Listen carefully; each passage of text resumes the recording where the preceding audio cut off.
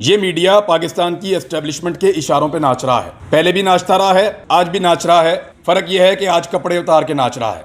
ये वो नस्ल है जिसको आपकी नस्लें याद रखेंगी।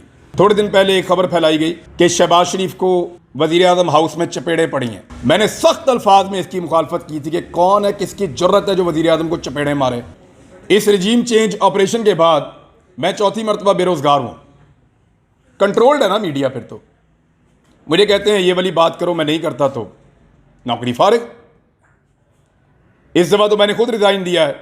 वो मैं नहीं चाहता कि मेरे बोलने की सजा कोई और काटे या मेरे बोलने का जो जुर्म है उसकी सजा किसी और को मिले। और दुनिया ने देखा कि मेरे रिजाइन देते ही क्या हुआ। उस टीवी चैनल को फिर बंद किया गया, बोल टीवी को दोबारा। क्यों? वो कंट्रोल नहीं हो रहे। एक दो टीवी चैनल्स को छोड़ के आपके बाकी सारे टीवी चैनल्स कंट्रोल हो चुके हैं, क्योंकि रजीम चेंज करने वालों ने फैसला किया था कि ये अब पसंद नहीं है, इसको निकालो और एक अच्छा वाला पपेट लेकर आओ, एक अच्छा वाला मोहरा लेकर आओ, उसको चलाएंगे, उससे काम लेंगे।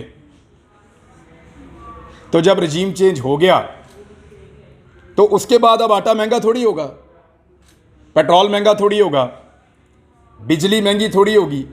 ये बात रवायती मीडिया को अपने आप से पूछनी चाहिए कि क्या वो वही रिपोर्टिंग कर रहे हैं जो वो रजीम चेंज से पहले कर रहे थे। अगर तो वो नहीं कर रहे तो इसका मतलब है कि मीडिया कंट्रोल्ड है। इस दफा एक चीज का फर्क पड़ गया है और वो फर्क ये है कि सोशल मीडिया ने रवायती मीडिया की जगह ले ली।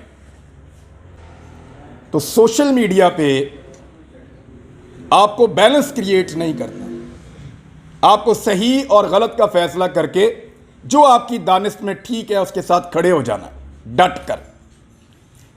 मुझे तो लगता है कि इससे आपको कामयाबी मिलेगी। थैंक यू वेरी मच, बहुत शुक्रिया। अस्सलाम वालेकुम।